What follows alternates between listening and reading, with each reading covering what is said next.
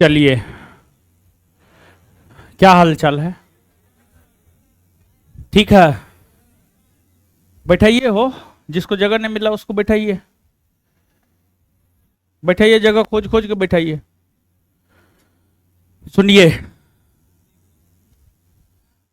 रुकिए न, रखिए न, बाद में देखेंगे। अभी आए हैं, रुकिए ना भक्त। पढ़ते हैं पहले से।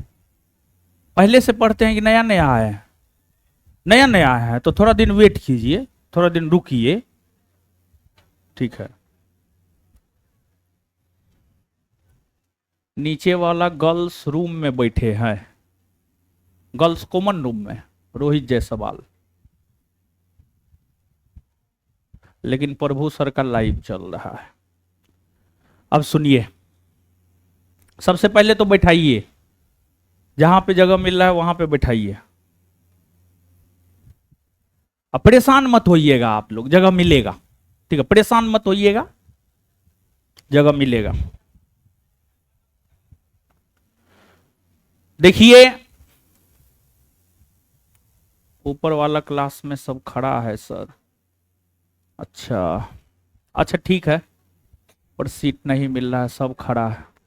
सब काहे खड़ा है?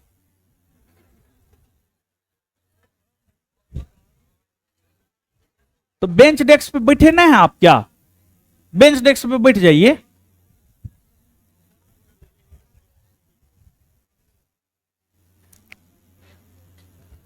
देखिए, जगह खोज खोज के बैठाइए।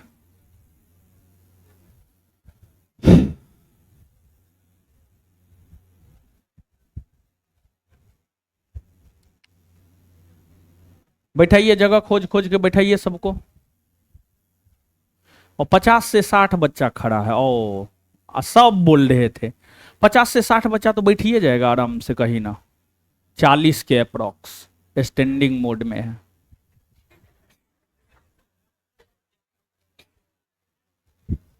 बैठाइए हो। इसी में तो 40 को हट जाएगा। ना ना ना। जाने में फिर दिक्कत ना हो जाएगा। ऊपर में गैदरिंग हो गया है। अरे स्टाफ सब कहाँ है जी? आप लोग जाइए ऊपर में, देखिए जो खड़ा है उसको बैठाइए। क्या कर रहे हैं? ऊपर में जाइए। ऊपर जाइए स्टाफ सब।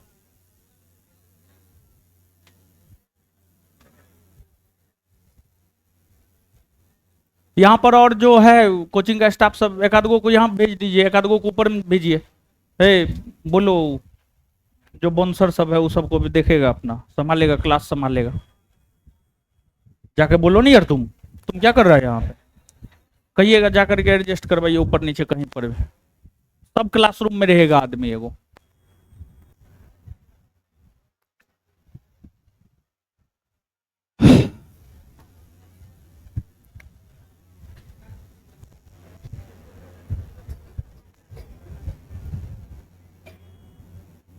तब और सब क्या हाल चाल है? ठीक है।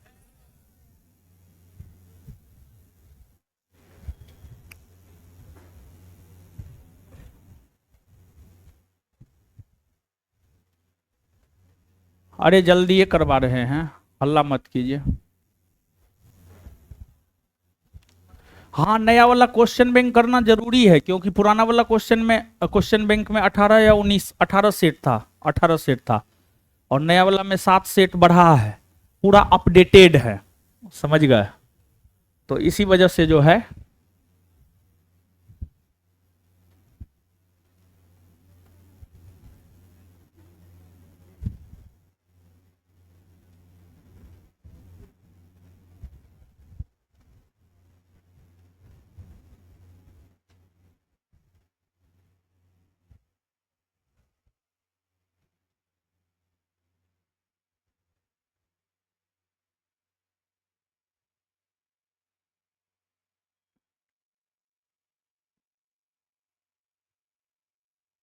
बैठा रहा है, परेशान मत होइए आप लोग।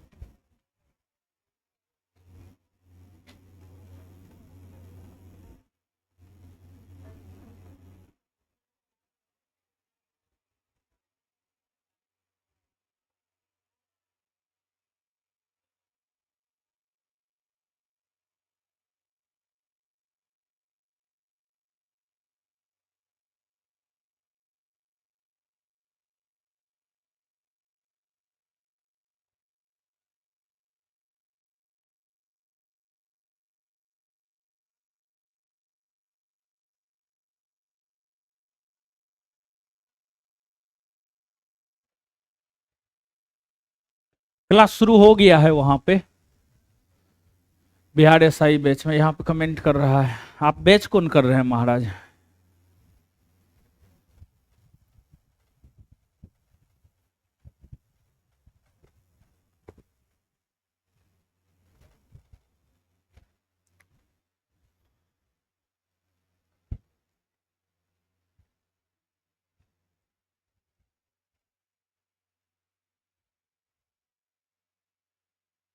हो गया है शुरू, अभी हुआ है तुरंत।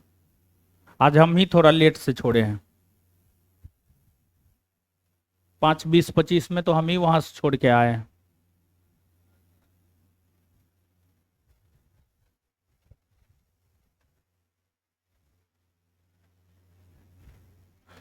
बिठाया जी सबको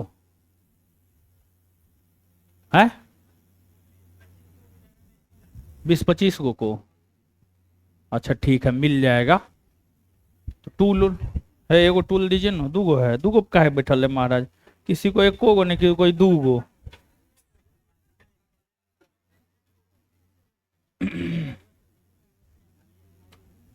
ऊपर में स्टाफ है ना, ऊपर में कहिएगा किसी एगो स्टाफ को रहने के लिए, एगो दूगो तीन गो जैगो स्टाफ है, कहिए रहने के लिए।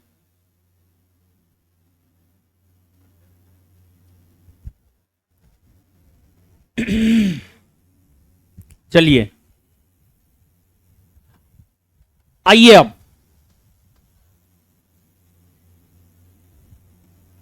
सुनिए, थोड़ा सा समझिए। देखिए,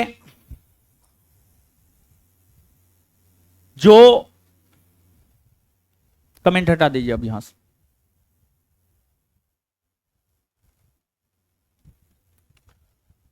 जो एकदम न्यू छात्र हैं, जो पुराने पढ़ रहे हैं उनको तो पता है क्या हो रहा है क्या नहीं हो रहा है। जो एकदम न्यू छात्र हैं, आपका आज से क्लास शुरू हो रहा है। अभी जो है इस बैच में हम आधुनिक भारतीय इतिहास पढ़ा रहे हैं, और आधुनिक भारतीय इतिहास में राष्ट्रीय आंदोलन पढ़ा रहे हैं। और राष्ट्रीय आंदोलन में हम आपको जो है पढ़ा रहे थे असहयोग आंदोलन। असहयोग आंदोलन के बाद के घटनाओं को पढ़ेंगे। मतलब आप मान के चलिए 15 के आसपास क्लास और लगेगा आधुनिक भारतीय इतिहास को खत्म करने में। और इसके बाद यहां पर एक नए सब्जेक्ट की शुरुआत करेंगे।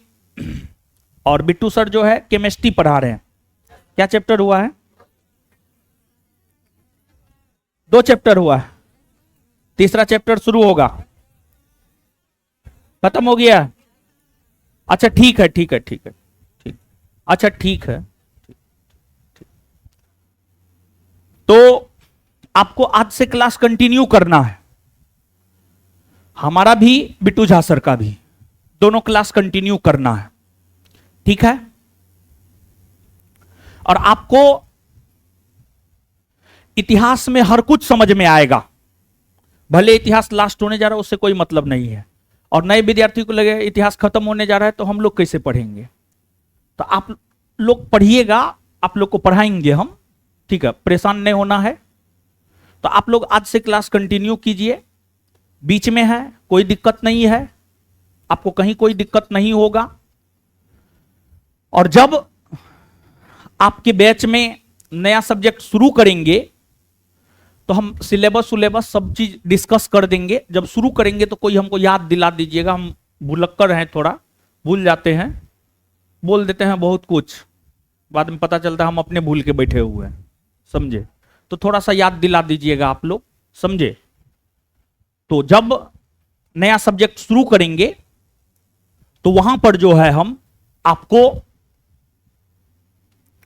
बतलाएंगे जीएस को लेकर के क्या है नहीं है, थोड़ा सा यहां पर संक्षेप में, वहां पर विस्तार पूर्वक बता देंगे, लेकिन यहां पर थोड़ा सा संक्षेप में जीएस को लेकर के जो है जानकारी दे रहे हैं, आप उसको सुनिए।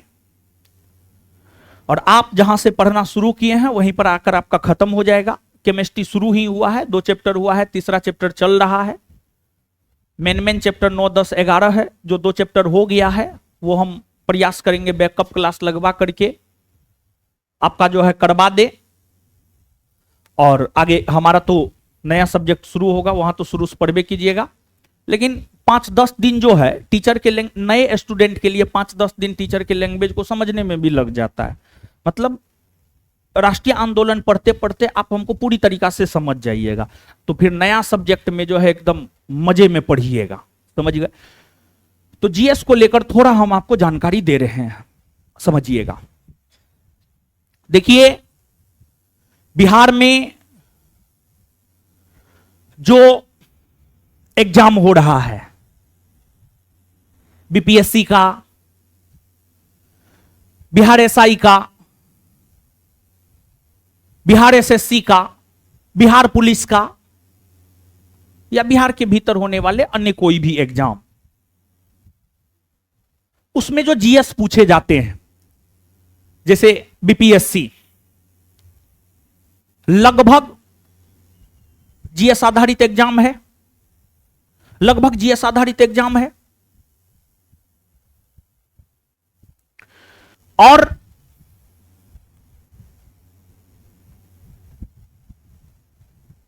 बीपीएससी में अभी जो हम आपको पढ़ा रहे हैं ये आपको प्रीलिम्स में काम आ जाएगा, और आंसर राइटिंग प्रोग्राम जब चलाएंगे तो वो आपके मेंस के लिए काम आ जाएगा, वो आपके मेंस के लिए काम आ जाएगा। तो जो यह बैच है 5:30 से 7, आज हम थोड़ा लेट आए हैं, थोड़ा पिछला वाला बैच थोड़ा लेट से छोड़े, आने में थोड़ा लेट हो गया। तो इसमें अभी प्रीलिम सिर्फ पढ़ा रहे हैं, लेकिन आगे जो है जो स्पेशल बीपीएससी ही करना चाहते हैं, एकदम जिसका सपना है 100% बीपीएससी, इसी बैच के टाइम को एक्सटेंड करेंगे। जो प्रीलिम्स के लिए पढ़ना चाहते हैं वो अपना एक बैच करके चल जाइएगा, बीच में 10-15 मिनट का गैप देंगे, उसके बाद मेंस का क्लास जो है इसी बैच में शुरू होगा। और मेंस क्वेश्चन राइटिंग करवाएंगे। और देखिए, क्वेश्चन राइटिंग आप कब कर पाएंगे, जैसे मान लिया जाए कि अकबर के मनसबदारी प्रथा के विषय में लिखना है, तो अकबर के मनसबदारी प्रथा को आप अच्छे से जानेंगे तब आप लिख पाएंगे, आप अच्छे से जानेंगे, वो चीज आपको याद रहेगा तब आप लिख पाएंगे। और अगर आप नहीं जानेंगे तो कहां से लिख पाएंगे। तो पहले समझना है हर चीज को, और कुछ किताब पढ़ना है, किताब पढ़ना है। देखिए, किताब पढ़ने से जानते हैं इंसान थिंकिंग क्रिएचर का बनता है, मतलब उसमें क्रिएटिविटी आता है, मतलब वो सोचना प्रारंभ करता है, और एक अधिकारी को सोच करके डिसीजन लेना होता है। तो बीपीएससी का एग्जाम आप क्वालिफाई करना चाहते हैं, मतलब आपका लक्ष्य है क्या, तो आपका लक्ष्य है अधिकारी बनना, और अधिकारी डिसीजन लेता है। और डिसीजन लेने के लिए थिंकिंग क्रिएचर का होना जरूरी है, और आप थिंकिंग क्रिएचर के तब बन पाएंगे जब आप किताब पढ़ेंगे। और बेसिक बुक है एनसीईआरटी, जो बेसिक बुक एनसीईआरटी है उसको करना है। अगर आप सच में बीपीएससी का ख्वाब देख रहे हैं, सच में अगर आप बीपीएससी का ख्वाब देख रहे हैं, तो आपको एनसीईआरटी करना पड़ेगा। सच में देख रहे हैं तो एनसीईआरटी करना पड़ेगा। और एनसीईआरटी एक ऐसी पुस्तक है जिसको 4 बार पढ़िएगा ना, तब पर भी 5 बार पढ़िएगा तो नया फैक्ट कुछ ना कुछ मिल जाएगा। 6ठा बार भी पढ़िएगा तो उसमें कुछ ना कुछ नया फैक्ट आपको मिल जाएगा। और एनसीईआरटी की पुस्तक कोई एक स्कॉलर नहीं लिखे हैं, कई स्कॉलर मिल करके एनसीईआरटी की किताब को लिखे हैं, एनसीईआरटी किताब को तैयार किए हैं। तो एनसीईआरटी पढ़ना है। और जब नया सब्जेक्ट शुरू करेंगे तो यही बैच आपका बीपीएससी प्री कम मेंस कम इंटरव्यू बैच बन जाएगा। जब नया सब्जेक्ट शुरू करेंगे वहां पर बीपीएससी को लेकर के पूरा एक सेमिनार रखेंगे, बीपीएससी का स्ट्रेटजी बताएंगे। और हम बिट्टू झा सर तो पढ़ाएंगे ही पढ़ाएंगे, और कुछ शिक्षक मेंस आंसर राइटिंग प्रोग्राम में आपके साथ और भी जुड़ेंगे। कुछ teacher mains answer writing programme में आपके साथ और भी जुड़ेंगे। इंटरव्यू में कुछ टीचर आपके साथ और भी जुड़ेंगे। समझ गए?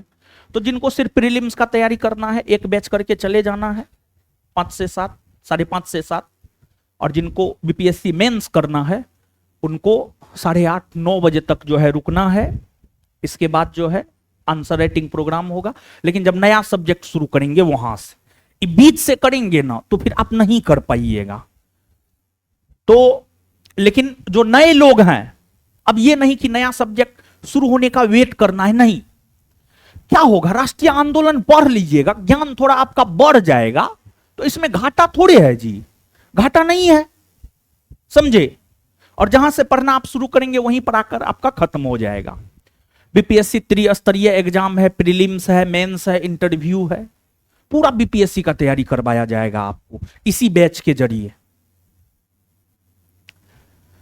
इसके बाद दूसरा बिहार में बिहार एसआई है। बिहार एसआई तो लगभग जीएस आधारित ही एग्जाम है।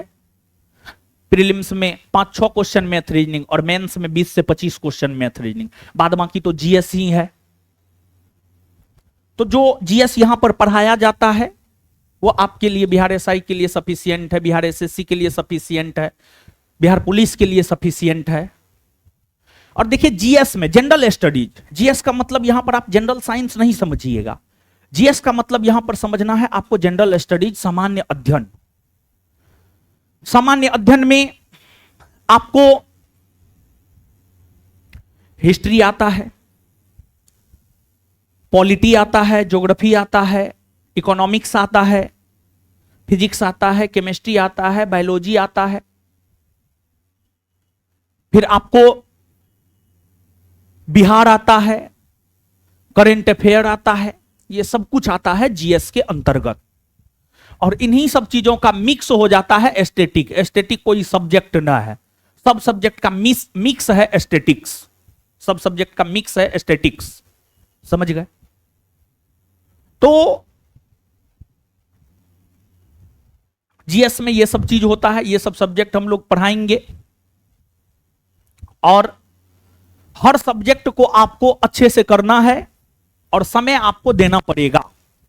बिना समय दिए कुछ नहीं हो सकता है, समय देना पड़ेगा। अच्छे से पढ़ने के लिए तो समय देना ही पड़ता है। और हम लोग जो है बोर्ड पीडीएफ लेकर के नहीं पढ़ाते हैं। अब बोर्ड पे सब पीडीएफ है, फलना है, चिलना है, ढकना है, फेंकना है, नेकना है, वो सब करेंगे तो वो सब नहीं, सेल्फ सेटिस्फेक्शन नहीं मिल पाता है। ठीक है? और सबसे ज्यादा जरूरी हमारे लिए सेल्फ सेटिस्फेक्शन है। पढ़ाए और संतुष्टि ना मिले तो फिर पढ़ाने का कोई मतलब नहीं है। तो जो लोग बीपीएससी का सपना देख रहे हैं वो तैयार हो जाएं। 15 से 20 दिन बाद पूरी तरीका से ये बैच बीपीएससी मोड में ऑन हो जाएगा। जिनको बीपीएससी करना होगा वो 9 बजे तक बैठिएगा, जिनको नहीं करना है अपना एक क्लास करके निकल जाइएगा। जिनको बिहार एसएससी, बिहार दरोगा, बिहार पुलिस करना है तो एक क्लास करके निकल जाइएगा। जिनको बीपीएससी करना है, अधिकारी बनना है, वो जो है 9 बजे तक बैठिएगा। एक क्लास के बाद मेन आंसर राइटिंग प्रोग्राम ही होगा, और जब ये शुरू होगा तो फिर वहां पर विस्तार पूर्वक बीपीएससी का एक ओपन सेमिनार रख देंगे, सब कुछ समझा बुझा देंगे, क्या है, कैसे हम लोग करवाएंगे, आपको क्या करना है।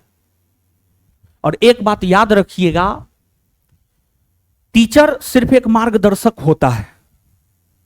टीचर के सिर्फ पढ़ा देने मात्र से या टीचर के पास सिर्फ पढ़ लेने मात्र से आपका रिजल्ट नहीं होता है।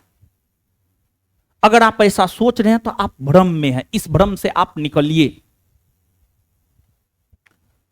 आपको मेहनत करना होगा। अगर टीचर के पढ़ा देने मात्र से रिजल्ट हो जाता तो एक ही टीचर से पढ़े सब लोग सफल हो जाते, और हर लोग सफल नहीं हो सकता है, क्योंकि हर लोग टीचर के मार्गदर्शन को मान ही नहीं सकता है। तो इसलिए हर लोग सफल भी नहीं हो सकता है। तो इसलिए अपने दिलो दिमाग में इस बात को बैठाइए कि जो है हमको सफल होना है तो हमको मेहनत करना है। आप आज मेहनत कीजिए, कल मेहनत कीजिए, परसों मेहनत कीजिए, 6 महीना के बाद मेहनत कीजिए। जब आप मेहनत करना शुरू कीजिएगा तभी रिजल्ट होगा। आप मेहनत करना शुरू नहीं कीजिएगा, आपका रिजल्ट नहीं होगा। और दूसरी बात, एक बात आप जानिए, आप हमारा स्टेटमेंट नहीं है, अरस्तु का स्टेटमेंट है। अरस्तु जो अपने समय के सबसे बड़े विचारक, सबसे बड़े दार्शनिक, अरस्तु ने कहा है शिक्षा की जड़ें कड़वी होती है लेकिन उसका फल मीठा होता है। शिक्षा की जड़ें कड़वी होती है लेकिन फल उसका मीठा होता है। मतलब जब आप पढ़िएगा ना तो करेला के तरह जो है ना, जैसे करेला आपके प्लेट में आ जाता है, मन छिन्न भिन्न हो जाता है, खाए नहीं खाए, एक बार लिए बहुत तीता है, ठीक है, बहुत तीता नहीं, सॉरी, उसमें कड़वा है या जो भी स्वाद है करेला का, आप समझ पा रहे होंगे। तो कुछ लोग जो है करेला के भुजिया को कड़वा होते हुए भी मन मार के चबा के खा जाता है, वो चीनी जैसे बीमारी से बचा रहता है, वो नोचनी फोचनी जैसे बीमारी से बचा रहता है, समझ गए, उसको बहुत बीमारी नहीं होगा, समझे, और उसका जीवन बड़ी सुखमय होगा। वैसे ही जब आप पढ़ना शुरू कीजिएगा ना तो कुछ लोग तो अच्छे से पढ़ लीजिएगा, अच्छे से पढ़ लीजिएगा, जीवन बन गया तो फल तो मीठा हो गया। थोड़ा करेला का लिए फिर छोड़ दिए, मतलब थोड़ा पढ़े फिर छोड़ दिए, तो फिर कहां से सफलता मिलेगा, नहीं ना मिलेगा। तो अरस्तु का स्टेटमेंट है, बड़ी शानदार स्टेटमेंट है, शिक्षा की जड़ें कड़वी होती है लेकिन फल मीठा होता है। तो थोड़ा सा शिक्षा जो है ना नीरस चीज है, इसमें कोई रस नहीं है, और जिस चीज में रस है वो चीज आपके जीवन को नहीं बना सकता। जैसे चाय दुकान पर बैठ करके क्या सिगरेट, सुट्टा, हाँ सुट्टा, सुट्टा फूकने में रस है, मजा आता है, वो चीज आपके करियर को नहीं बना सकता, बना सकता है नहीं। तो शिक्षा की जड़ें कड़वी होती है लेकिन फल मीठा होता है, इस बात को दिमाग में रखिएगा। और करेला को भी एग्जाम्पल के तौर पर याद रखिएगा, समझे। तो शिक्षा एक प्रकार से करेला के समान है, बहुत कम लोग ही खा के पचा देता है, और जो पचा दिया उसको दुनिया का कोई ताकत सफल होने से नहीं रोक सकता। जो नहीं पचाया उनका तो कुछ नहीं हो सकता है, ठीक है। तो आइए, जहां तक हम लोग पढ़े हैं, जो इस बैच से जुड़े पुराने लोग हैं और जो नए लोग हैं, सबके लिए सब चीज समझ में आएगा। देखिए, जो लास्टली हम आपको खत्म किए हैं असहयोग आंदोलन, असहयोग आंदोलन। समझिएगा, समझिए गुरुजी लोग, जिनका पहला क्लास में उनको भी समझ में आना चाहिए। गौर कीजिएगा, गौर से सुनिएगा, सब बात समझ में आएगा। देखिए,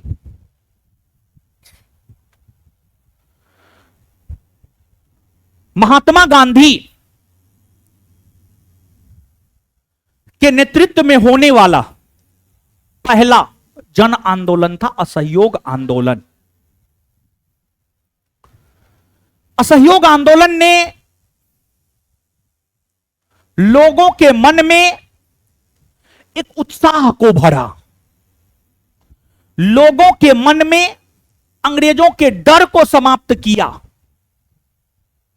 और असहयोग आंदोलन ने लोगों को, असहयोग आंदोलन ने लोगों को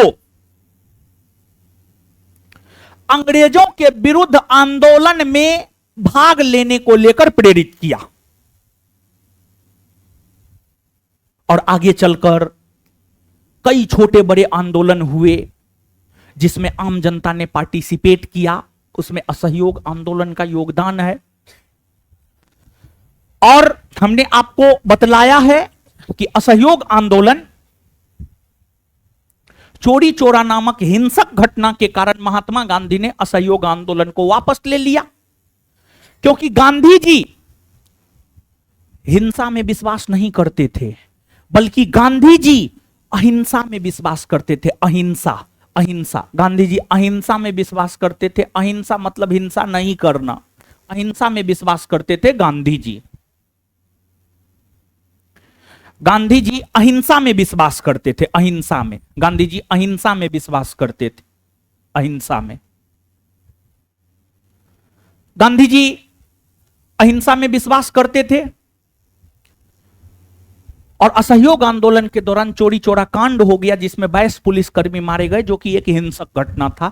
इसी वजह से महात्मा गांधी ने असहयोग आंदोलन को वापस ले लिया। यह सब बात हम चर्चा कर चुके हैं। अब यहां से आगे बढ़ रहे हैं, सब लोग समझिएगा। असहयोग आंदोलन समाप्त होने के बाद गांधी जी को अरेस्ट भी कर लिया गया था। अगर आपको याद हो तो चोरी चोरा कांड को लेकर गांधी जी पर अहमदाबाद सेशन कोर्ट में मुकदमा चलाया गया और उन्हें 6 वर्ष की सजा सुनाई गई। तो असहयोग आंदोलन स्थगित हुआ और फिर गांधी जी को गिरफ्तार कर लिया गया। यह जो असहयोग आंदोलन का स्थगन और महात्मा गांधी की गिरफ्तारी है, इन दोनों घटनाओं ने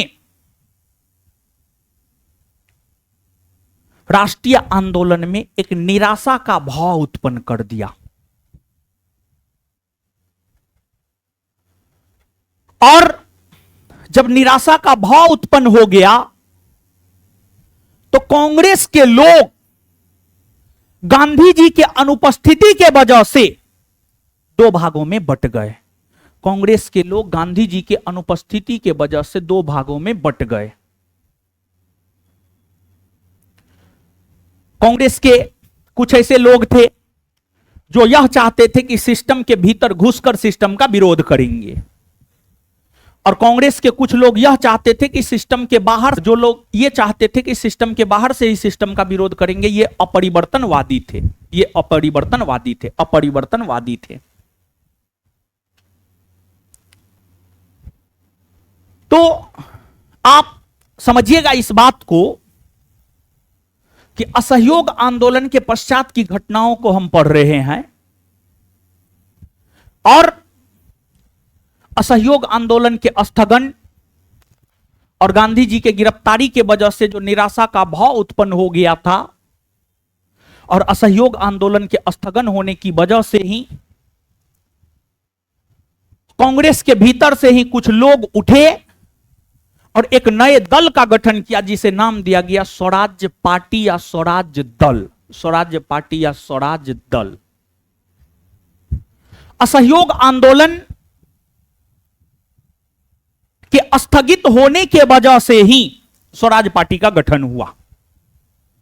असहयोग आंदोलन के स्थगन यानी समाप्त होने के वजह से ही स्वराज पार्टी का गठन हुआ। अगर असहयोग आंदोलन स्थगित नहीं होता तो स्वराज पार्टी का गठन नहीं होता। असहयोग आंदोलन के स्थगन होने की वजह से ही स्वराज पार्टी का गठन हुआ। स्वराज पार्टी का गठन हुआ। स्वराज पार्टी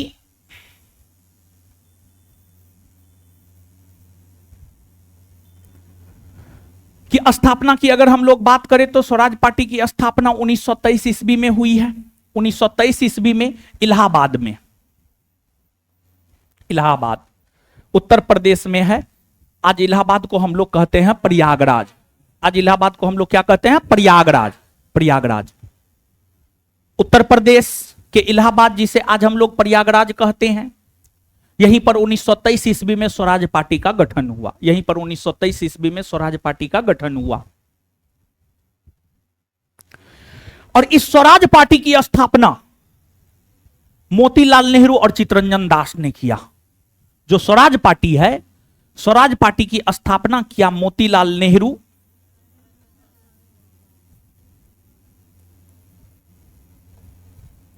और चित्तरंजन दास।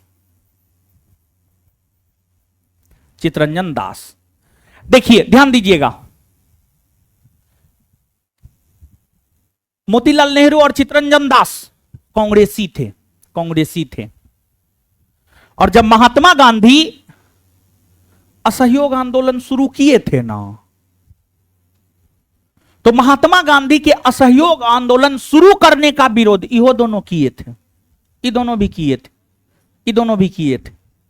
लेकिन गांधी जी इन दोनों को मना लिए, अपने पक्ष में कर लिए।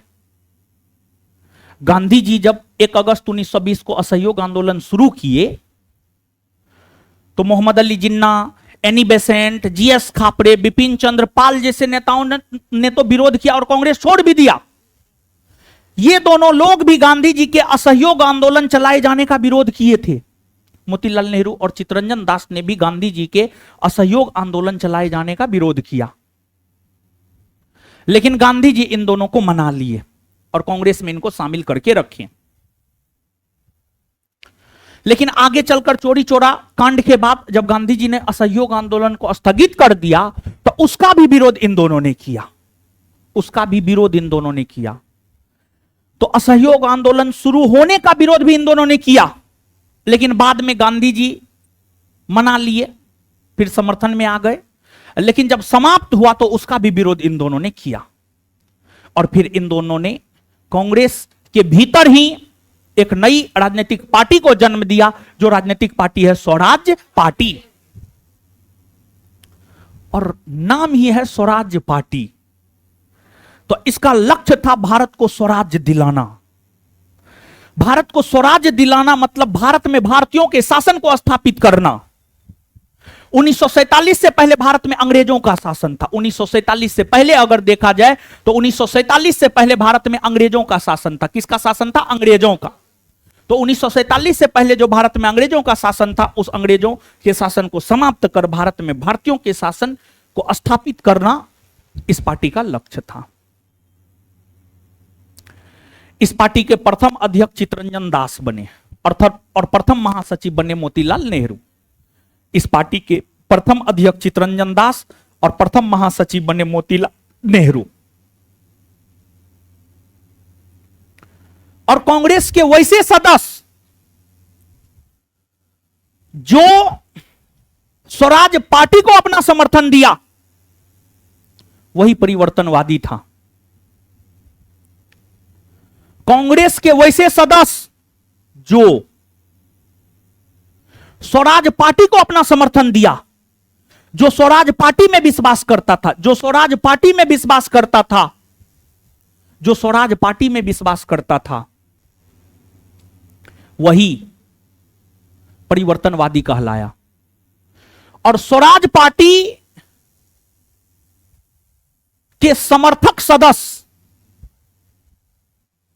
सिस्टम के भीतर घुसकर सिस्टम का विरोध करने में विश्वास करता था।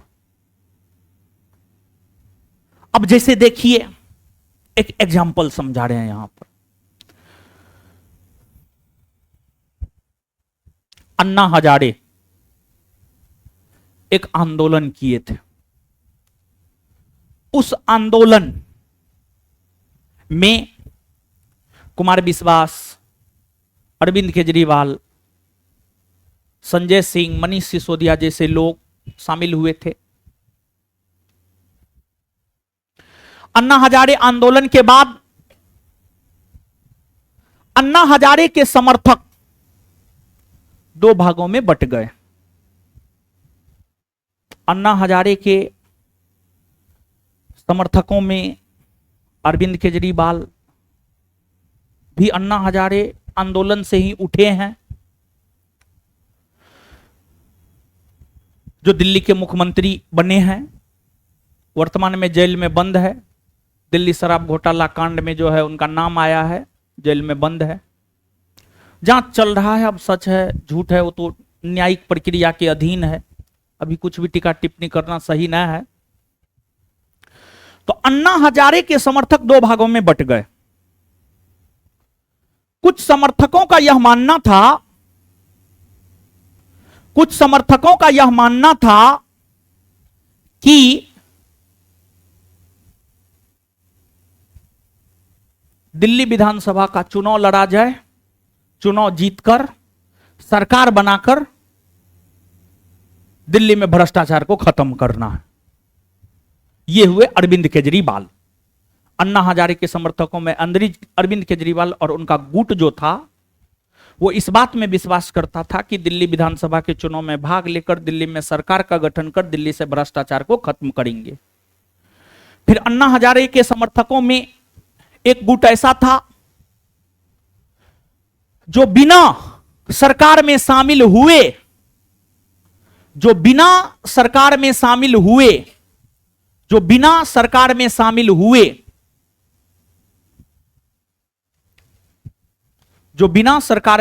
हुए दिल्ली से भ्रष्टाचार को समाप्त करना चाहता था। वे अन्ना हजारे के साथ रहे और जो सरकार बनाकर दिल्ली में भ्रष्टाचार को समाप्त करना चाहता तो वो अरविंद केजरीवाल के साथ चले गए। वैसे ही देखिए 1919 का जो भारत शासन अधिनियम पारित हुआ, जिसको मॉन्टेग्यू चेम्सफोर्ड सुधार अधिनियम भी हम लोग कहते हैं, उस अधिनियम के तहत भारत में केंद्रीय विधानमंडल के चुनाव होने शुरू हुए। पहली बार केंद्रीय विधानमंडल का चुनाव 1920 में हुआ, दूसरी बार केंद्रीय विधानमंडल का चुनाव 1923 में हुआ, तीसरी बार 1926 में। जैसे आज लोकसभा का चुनाव होता है ना, लोकसभा का चुनाव प्रत्येक 5 वर्ष के अंतराल पर होता है, वैसे ही पहले केंद्रीय विधानमंडल होता था और केंद्रीय विधानमंडल के चुनाव प्रत्येक 3 वर्ष के अंतराल पर होते थे। जैसे आज लोकसभा है उसी प्रकार से उस समय केंद्रीय विधानमंडल हुआ करता था। जैसे आज लोकसभा का चुनाव प्रत्येक 5 वर्ष के अंतराल पर होता है, वैसे ही पहले केंद्रीय विधानमंडल का चुनाव प्रत्येक 3 वर्ष के अंतराल पर होता था। पहली बार केंद्रीय विधानमंडल का चुनाव 1920 में हुआ, दूसरी बार केंद्रीय विधानमंडल का चुनाव 1923 में होना था। 1923 में 1923 में दूसरी बार केंद्रीय विधानमंडल का चुनाव होना था। और जब दूसरी बार 1923 में केंद्रीय विधानमंडल का चुनाव होना था तो उससे पहले 1922 में ही चोरी चोरा कांड हो गया था। गांधी जी जेल में बंद थे।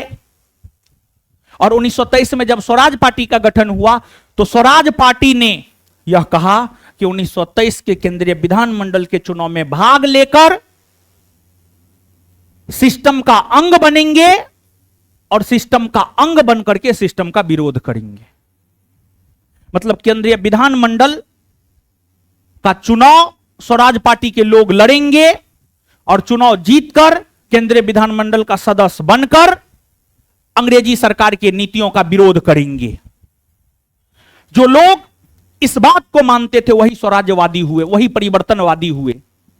और जो लोग इसके पक्षधर थे कि नहीं, जैसे चल रहा है वैसे चलने दिया जाए, जैसे अभी तक कांग्रेस बाहर से ही अंग्रेजों की नीतियों का विरोध करता हुआ आया है, तो अब भी कांग्रेस बाहर से ही अंग्रेजों की नीतियों का विरोध करेगा। जैसे राजेंद्र प्रसाद, चक्रवर्ती राजगोपालाचारी, एम ए अंसारी, ये सब लोग अपरिवर्तनवादी थे। ये लोग इस बात को मानते थे कि नहीं, जैसे चल रहा है वैसे चलने दिया जाए। बाहर से अंग्रेजों का विरोध कर रहे हैं, बाहर से ही अंग्रेजों का विरोध करते रहेंगे, बाहर से अंग्रेजों का विरोध कर रहे हैं, बाहर से अंग्रेजों का विरोध करते रहेंगे।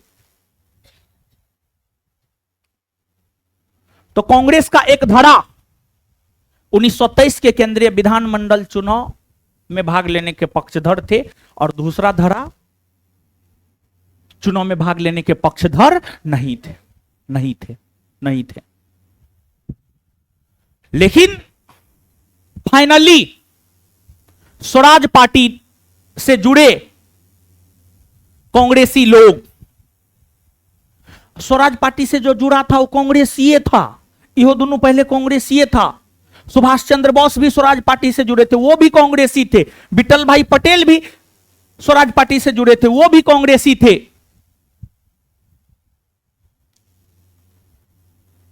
तो वैसे कांग्रेसी जो स्वराज पार्टी से जुड़े, वे लोग 1923 के केंद्रीय विधानमंडल के चुनाव में भाग लिया।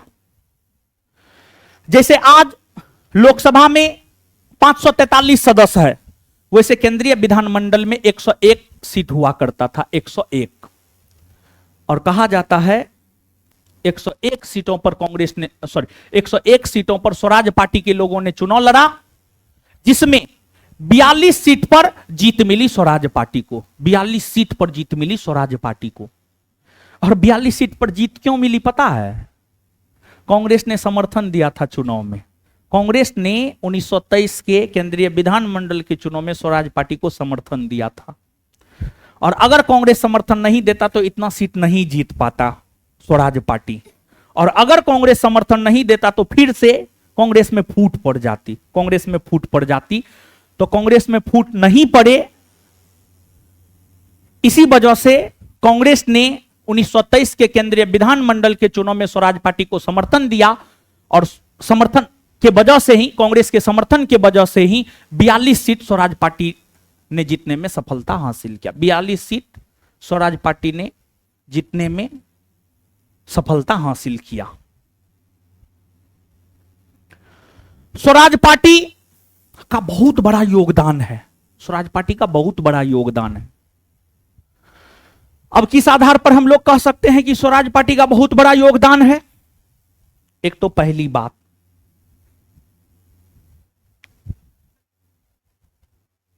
इस आधार पर कह सकते हैं स्वराज पार्टी का बहुत बड़ा योगदान है क्योंकि स्वराज पार्टी के दबाव के कारण ही अंग्रेजी सरकार ने मूडीमैन समिति का गठन किया। स्वराज पार्टी के दबाव के कारण ही अंग्रेजी सरकार ने मूडीमैन कमिटी या समिति का गठन किया। मूडीमैन कमिटी या समिति का गठन किया। मूडीमैन समिति का गठन स्वराज पार्टी के दबाव के कारण ही अंग्रेजी सरकार ने किया। अब सवाल यह उठता है कि मूडीमैन समिति का गठन क्यों किया? 1919 ईस्वी में एक मॉन्टेग्यू चेम्सफोर्ड सुधार आया था। उसमें बहुत बड़ी बड़ी बातें कही गई थी। तो 1919 का जो मॉन्टेग्यू चेम्सफोर्ड सुधार अधिनियम था वो भारत में लागू क्यों नहीं हुए हैं, इसकी जांच को लेकर मूडीमैन समिति का गठन स्वराजवादियों के दबाव में आकर ही अंग्रेजी सरकार ने किया। दूसरा, अगस्त घोषणा 1917 में आया है, अगर आपको स्मरण हो तो। और अगस्त घोषणा 1917 में अंग्रेजी सरकार ने यह कहा कि अंग्रेजी गवर्नमेंट धीरे धीरे भारत में उत्तरदायी शासन के गठन को लेकर प्रयास करेगा। और इसी अगस्त घोषणा के वजह से ना एनी बेसेंट अपने आप को होम रूल लीग आंदोलन से अलग कर ली थी। होम रूल लीग आंदोलन से अलग कर ली थी। तो स्वराजवादियों ने ही या स्वराज पार्टी के लोगों ने ही अंग्रेजों को याद दिलाया, अंग्रेज भी भूल जाता था कि आप तो कहे थे कि धीरे धीरे भारत में उत्तरदायी सरकार का गठन करेंगे। तो स्वराजवादियों ने अंग्रेजों को याद दिला और कहा कि अगर आप चाहते हैं भारत में उत्तरदायी सरकार का गठन हो तो गोलमेज सम्मेलन आयोजित कीजिए, जिस गोलमेज सम्मेलन में अंग्रेज भी होंगे शामिल और भारतीय भी शामिल होंगे, और एक टेबल पर बैठकर हम लोग बात करेंगे कि कैसे भारत में उत्तरदायी शासन का गठन पॉसिबल है, कैसे भारत में उत्तरदायी सरकार का गठन होगा, कैसे भारत में उत्तरदायी सरकार का गठन होगा, इसको लेकर के चर्चा करेंगे। यह बात स्वराजवादियों ने ही अंग्रेजों को सुझाया। और 1923 के केंद्रीय विधानमंडल के चुनाव के अलावे जो लोकल स्तर पर स्थानीय निकाय के चुनाव हुए तो उसमें भी कांग्रेस को सफलता मिली। और जैसे नगर निगम का चुनाव होता है तो मेयर महापौर सब बनता है न हो, तो नगर निगम का जब चुनाव हुआ तो उसमें भी कांग्रेस को बहुत शानदार सफलता हासिल हुआ। और कांग्रेस को शानदार सफलता हासिल होने के बाद 1923 में पटना के मेयर राजेंद्र प्रसाद बने थे, 1923 में अहमदाबाद के मेयर विठल भाई पटेल बने थे, 1923 में कोलकाता के मेयर सीआर दास बने थे, चितरंजन दास बने थे, 1923 में इलाहाबाद के मेयर बने थे पंडित जवाहरलाल नेहरू, पंडित जवाहरलाल नेहरू। और आगे चलकर जैसे लोकसभा का अध्यक्ष होता है तो लोकसभा के अध्यक्ष के पद का बड़ी महत्व होता है। लोकसभा का अध्यक्ष लोकसभा का मॉनिटर होता है। जैसे क्लास है, क्लास में एक मॉनिटर होता है जो क्लास में चीजों को अच्छे से संचालित करता है, जो क्लास में चीजों को अच्छे से संचालित करता है। तो वैसे ही केंद्रीय विधानमंडल का अध्यक्ष 1925 में केंद्रीय विधानमंडल का अध्यक्ष 1925 में केंद्रीय विधानमंडल का अध्यक्ष 1925 में विठल भाई पटेल बना, विठल भाई पटेल। अब देखिए ये वही बात हुई, 1925 के समय भारत में राज है अंग्रेजों का और केंद्रीय विधानमंडल का अध्यक्ष बन रहा है कोई एक भारतीय। बहुत बड़ी जीत थी भारतीयों की। यानी ये वही स्थिति हो गया, सत्ता में बीजेपी है और लोकसभा का अध्यक्ष कांग्रेसी है। पॉसिबल है? सत्ता में अगर बीजेपी है तो लोकसभा का अध्यक्ष भी बीजेपी ही होगा। ओम बिरला बीजेपी के मेंबर हैं जो कि वर्तमान में लोकसभा के अध्यक्ष हैं। लेकिन देखिए 1925 के समय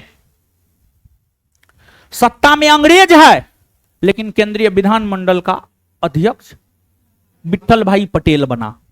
केंद्रीय विधानमंडल का अध्यक्ष बनने वाला प्रथम भारतीय हुआ विठल भाई पटेल, विठल भाई पटेल।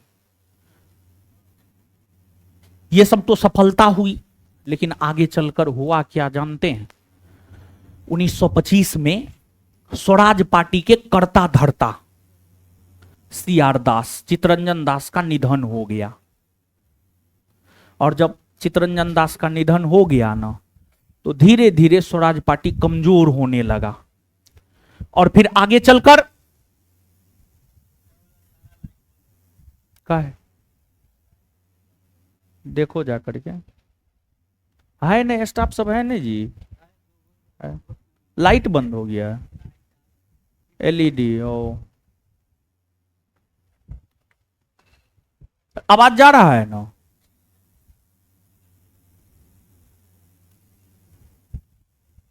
हाँ तो बता रहे थे, खत्म कर देते हैं। तो 1925 में सीआर दास के निधन होने के बाद, चितरंजन दास के निधन होने के बाद जो है स्वराज पार्टी का महत्व कम होने लगा। और फिर 1926 में 3 वर्ष के अंतराल पर जब केंद्रीय विधानमंडल का चुनाव हुआ तो इस बार स्वराज पार्टी को सफलता नहीं मिली।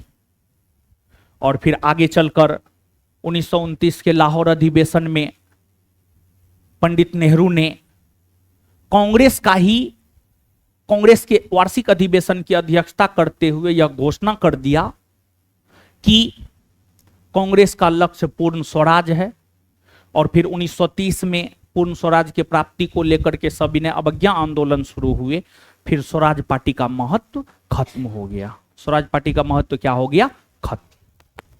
समझे? तो असहयोग आंदोलन के स्थगन की वजह से ही जो है स्वराज पार्टी का गठन हुआ।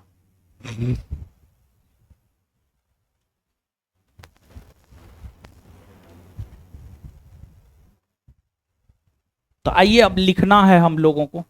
कॉपी पलटिए अपना अपना, कॉपी पलटिए, लिखाते हैं।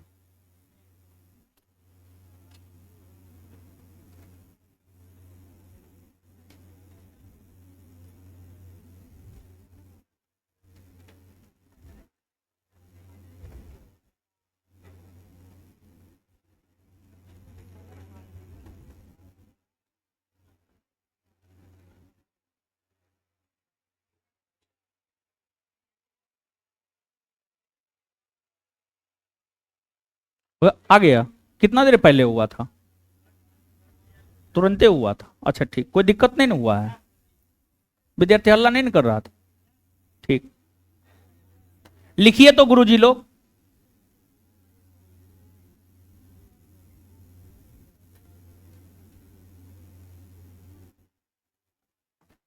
लिखिए तो अब।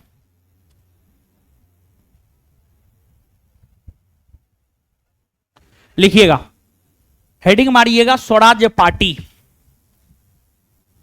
हेडिंग मारिएगा स्वराज्य पार्टी। स्वराज्य पार्टी।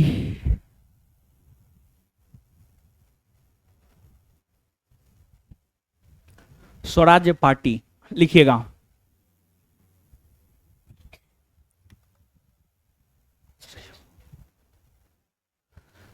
असहयोग आंदोलन के स्थगन होने और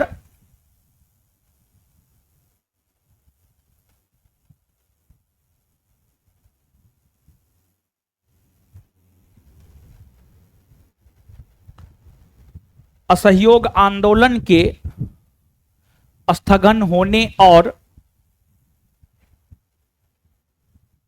गांधी जी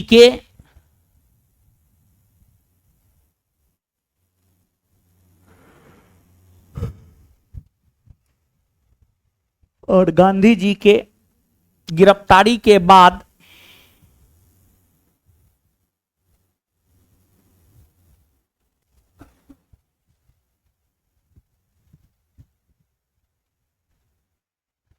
राष्ट्रीय आंदोलन में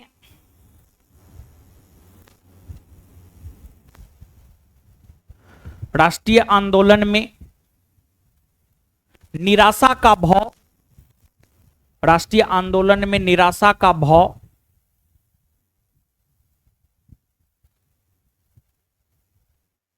उत्पन्न हो गया।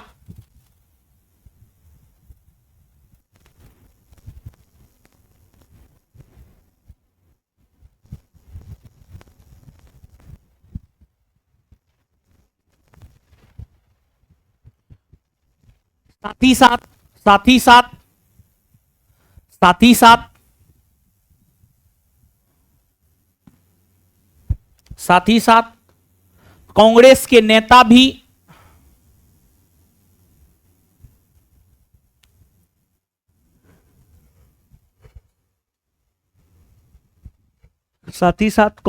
नेता भी दो वर्गों में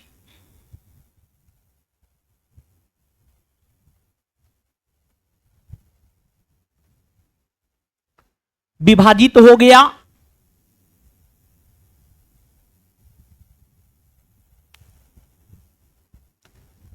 एक नंबर में परिवर्तनवादी,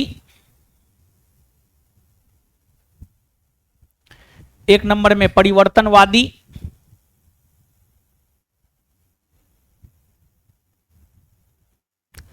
दो नंबर में अपरिवर्तनवादी। एक नंबर में परिवर्तनवादी, दो नंबर में अपरिवर्तनवादी। एक नंबर में परिवर्तनवादी, 2 नंबर में अपरिवर्तनवादी। अब नीचे से लिखिएगा, अब नीचे से नेक्स्ट पॉइंट लिखिएगा।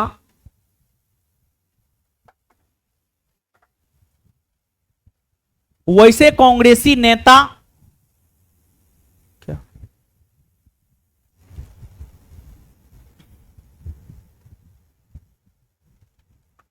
वैसे कांग्रेसी नेता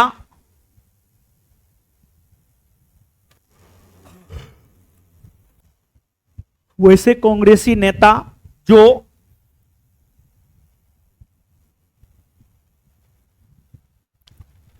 1923 के जो 1923 के केंद्रीय विधानमंडल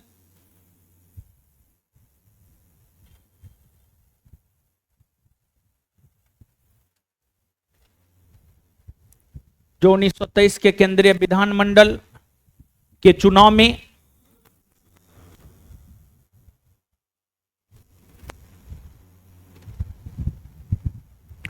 भाग लेकर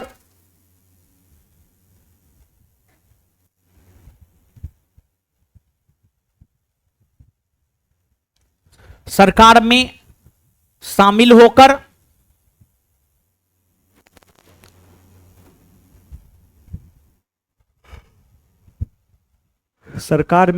होकर सरकार की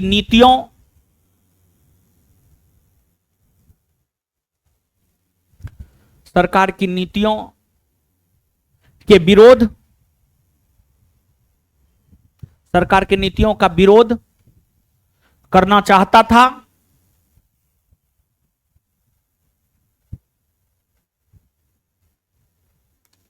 वही परिवर्तनवादी कहलाए।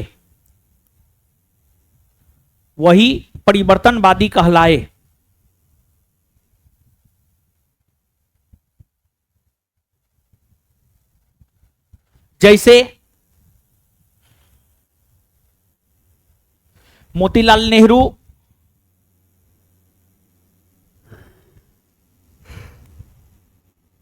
चित्तरंजन दास, चित्तरंजन दास, सुभाष चंद्र बोस,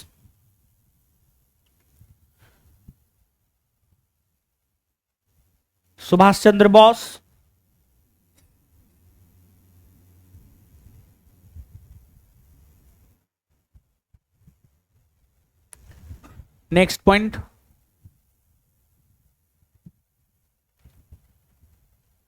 सुभाष चंद्र बोस, विठल भाई पटेल, उसी में सुभाष चंद्र बोस, विठल भाई पटेल इत्यादि।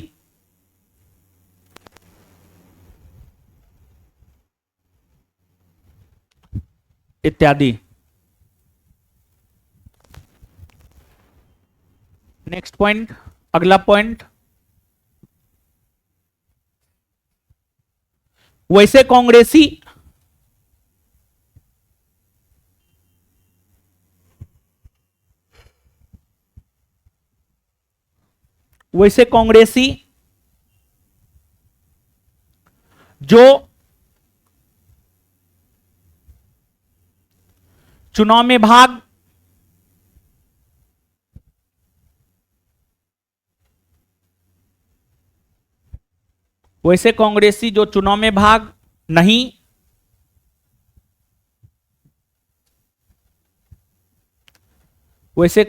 जो चुनाव में भाग नहीं लेना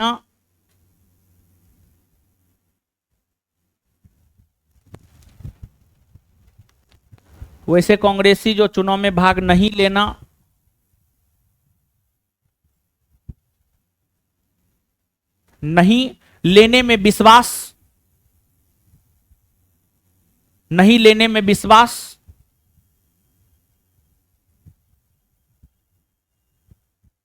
कर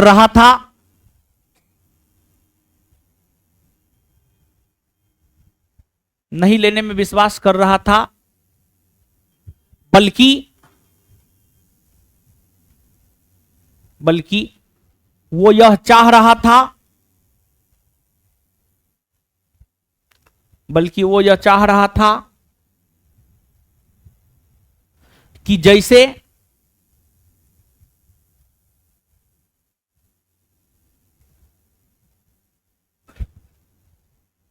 चल रहा है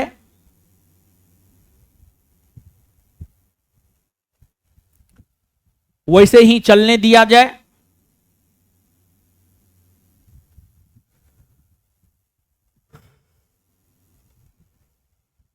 जैसे चल रहा है वैसे ही चलने दिया जाए, वही अपरिवर्तनवादी कहलाए।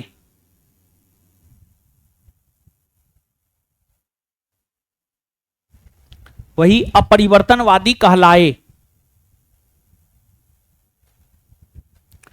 जैसे राजेंद्र प्रसाद, जैसे Rajendra Prasad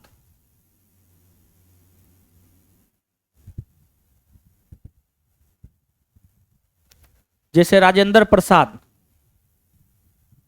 Chakravarti Rajagopalachari,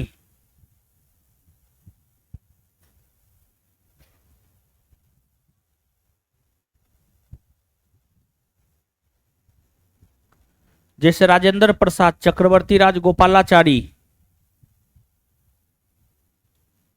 doctor M A Ansari,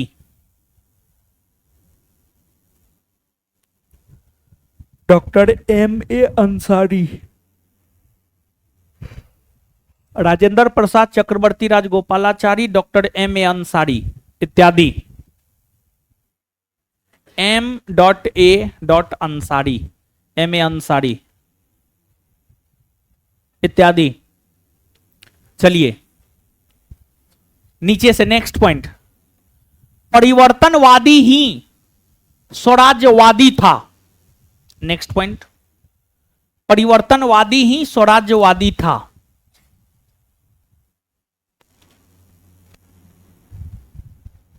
परिवर्तनवादी ही स्वराज्यवादी था।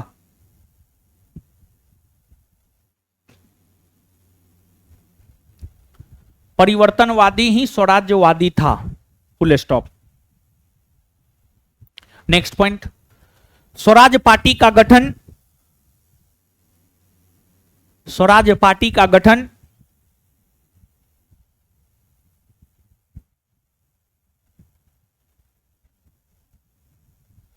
स्वराज पार्टी का गठन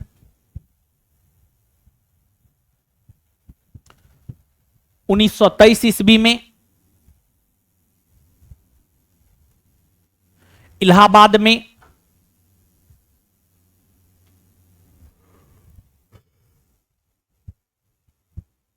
स्वराज पार्टी का गठन 1923 ईस्वी में इलाहाबाद में हुआ है।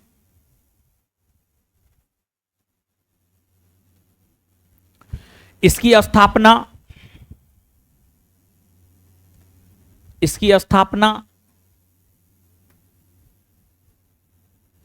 मोतीलाल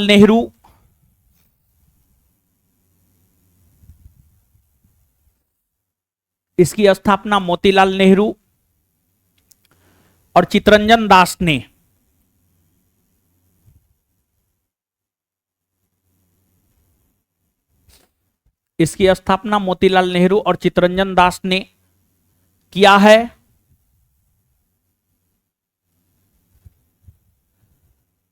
इस पार्टी का प्रथम अध्यक्ष, उसी में इस पार्टी का प्रथम अध्यक्ष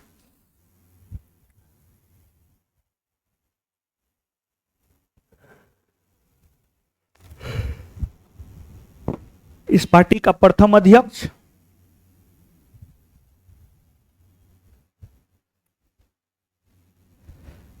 चितरंजन दास को बनाया गया है।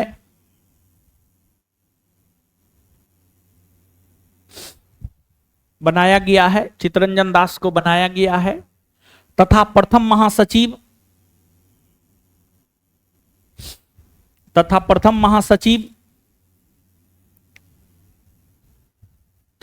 महासचिव मोतीलाल नेहरू बने हैं।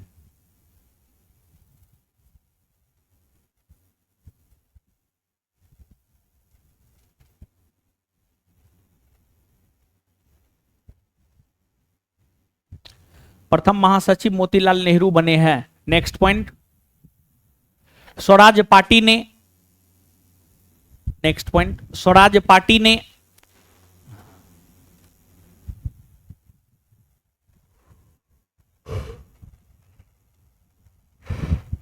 स्वराज पार्टी ने 1923 के, स्वराज पार्टी ने 1923 के केंद्रीय विधानमंडल, स्वराज पार्टी ने 1923 के केंद्रीय विधानमंडल के चुनाव में, स्वराज पार्टी ने 1923 के केंद्रीय विधानमंडल के चुनाव में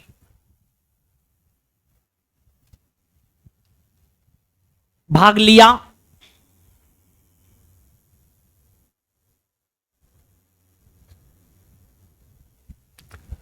भाग लिया और 101 सीटों में से,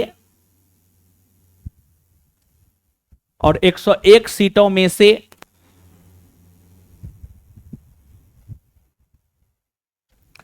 और 101 सीटों में से 42 सीटों पर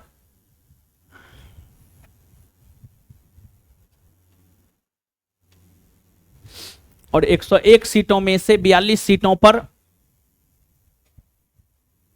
जीत दर्ज किया। जीत, 101 सीटों में से 42 सीटों पर जीत दर्ज किया। 101 सीटों में से 42 सीटों पर जीत दर्ज किया। 101 सीटों में से 42 सीटों पर जीत दर्ज किया। Full stop.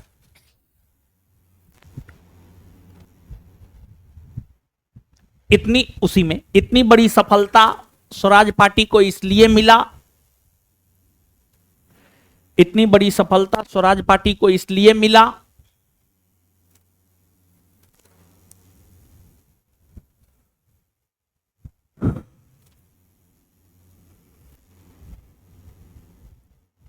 इतनी बड़ी सफलता स्वराज पार्टी को इसलिए मिला क्योंकि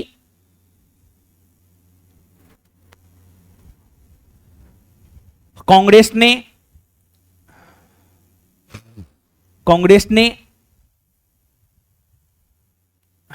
चुनाव में, क्योंकि कांग्रेस ने चुनाव में स्वराज पार्टी को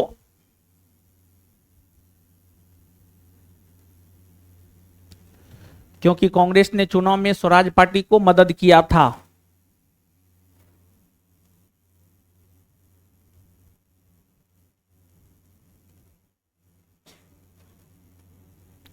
जिस कारण कांग्रेस में टूट होने से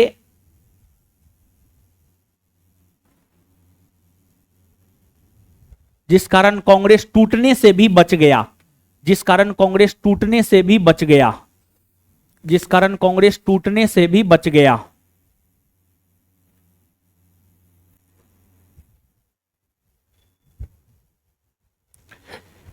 नेक्स्ट पॉइंट, स्वराज पार्टी के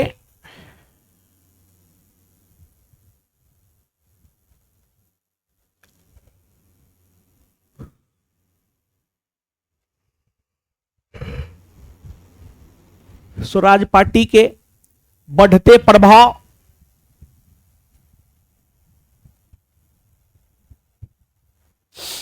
स्वराज पार्टी के बढ़ते प्रभाव के कारण ही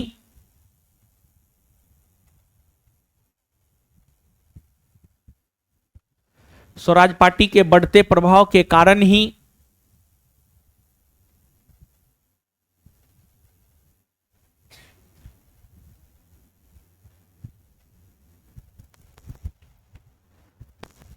अंग्रेजी सरकार ने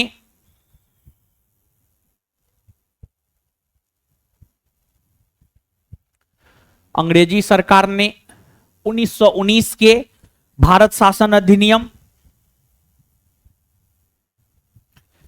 1919 के भारत शासन अधिनियम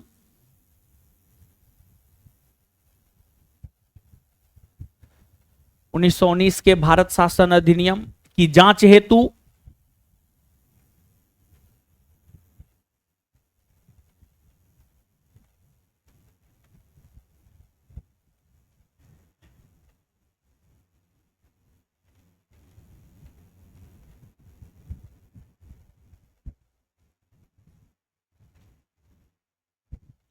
जांच हेतु मूडीमैन कमिटी, यहां पे लिखा हो मूडीमैन कमिटी, मूडीमैन कमिटी यहां पे लिखा हुआ है, मूडीमैन कमिटी, मूडीमैन कमिटी, मूडीमैन कमिटी का गठन किया।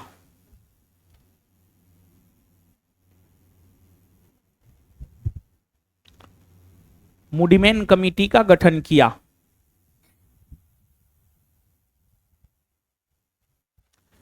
Next point, next point, next point,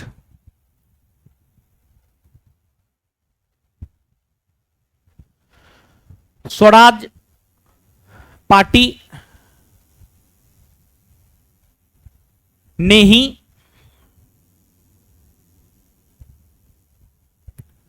Swaraj party ने ही अंग्रेजों को, अंग्रेजों को भारत में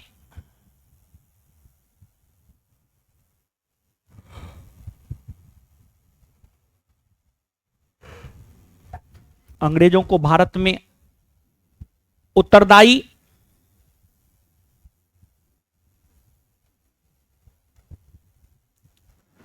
शासन की स्थापना हेतु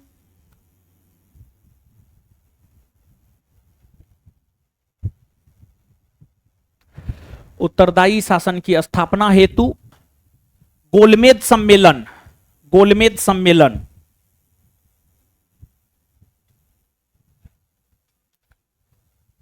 गोलमेज सम्मेलन करने का,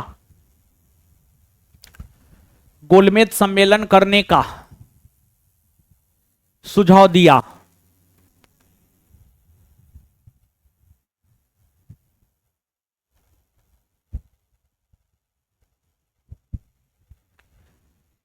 नेक्स्ट पॉइंट, 1923 में हुए स्थानीय स्तर के चुनाव में भी, नेक्स्ट पॉइंट, 1923 में हुए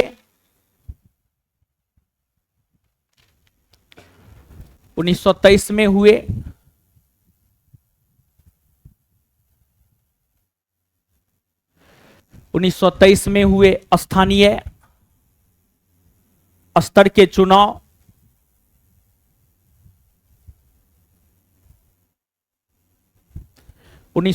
में हुए स्थानीय स्तर के चुनाव में भी कांग्रेस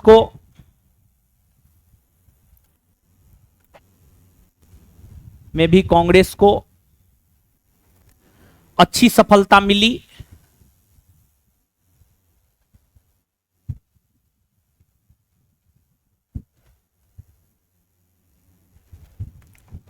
जिस कारण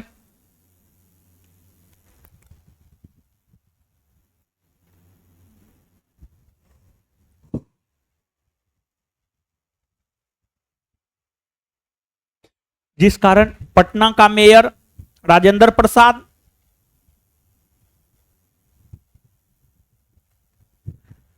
पटना का मेयर राजेंद्र प्रसाद कोमा, पटना का मेयर राजेंद्र प्रसाद कोमा, इलाहाबाद का मेयर पंडित जवाहरलाल नेहरू, इलाहाबाद का मेयर पंडित जवाहरलाल नेहरू,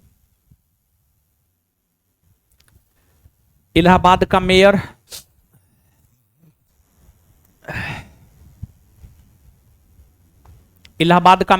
पंडित जवाहरलाल नेहरू,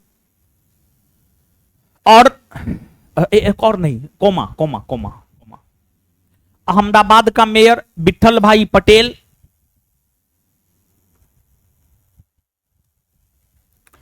अहमदाबाद का मेयर विठल भाई पटेल,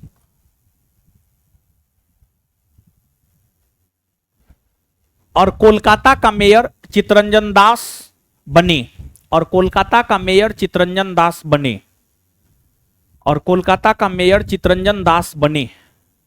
छूट गया कुछ क्या? छूटा है? फिर से बोल दे।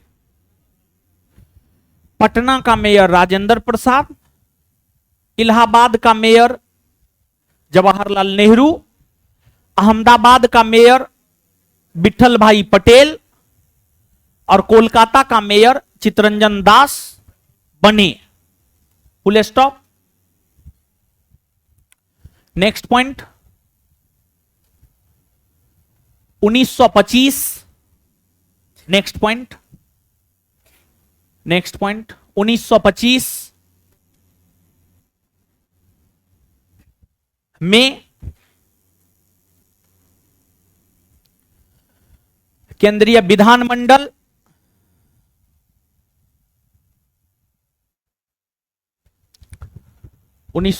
में केंद्रीय विधानमंडल के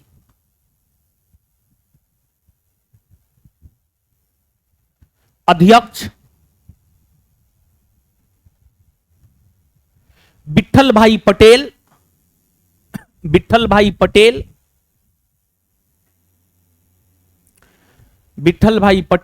बने।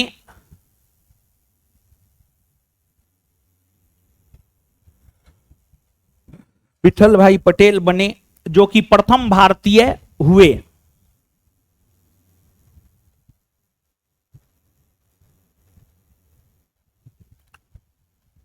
विठल भाई पटेल बने जो कि प्रथम भारतीय हुए।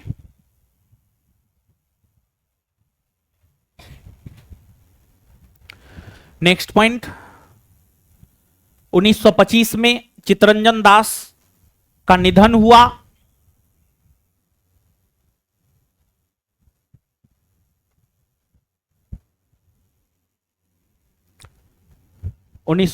में चितरंजन दास का निधन हुआ।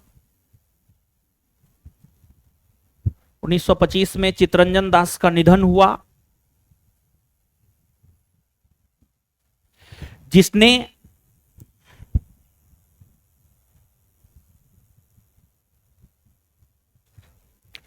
स्वराज पार्टी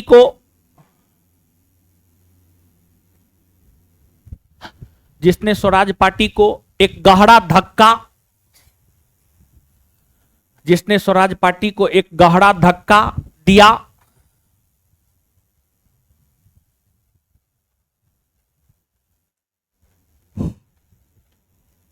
जिसने स्वराज पार्टी को एक गहरा धक्का दिया।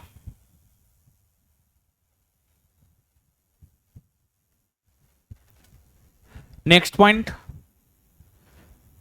1926 में हुए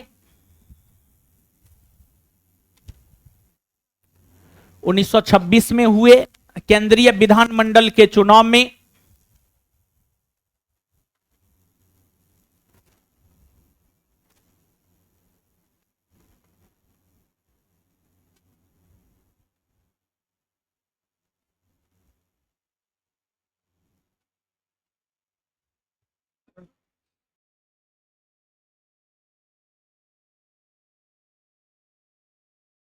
केंद्रीय विधानमंडल के चुनाव में स्वराज पार्टी की हार हुई।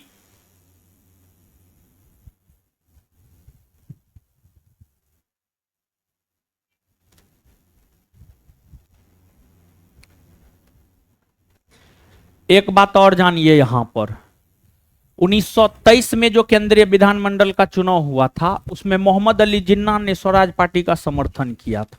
मोहम्मद अली जिन्ना ने स्वराज पार्टी का समर्थन किया था। समझे? मोहम्मद अली जिन्ना ऐसे मुस्लिम लीग के सदस्य थे लेकिन उसने 1923 के केंद्रीय विधानमंडल के चुनाव में स्वराज पार्टी का समर्थन किया था। इसको याद रखिएगा। नोट देकर के एक पॉइंट लिखिए।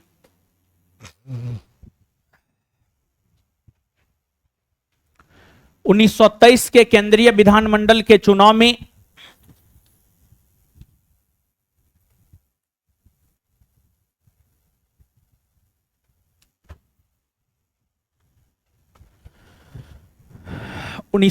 के केंद्रीय विधानमंडल के चुनाव में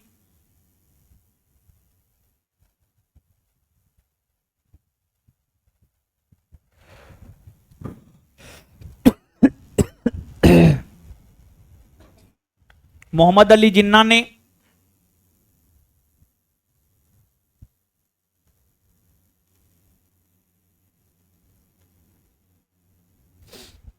मोहम्मद अली जिन्ना ने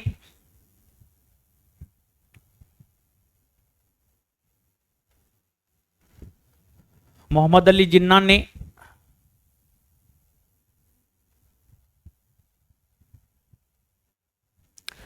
स्वराज पार्टी का समर्थन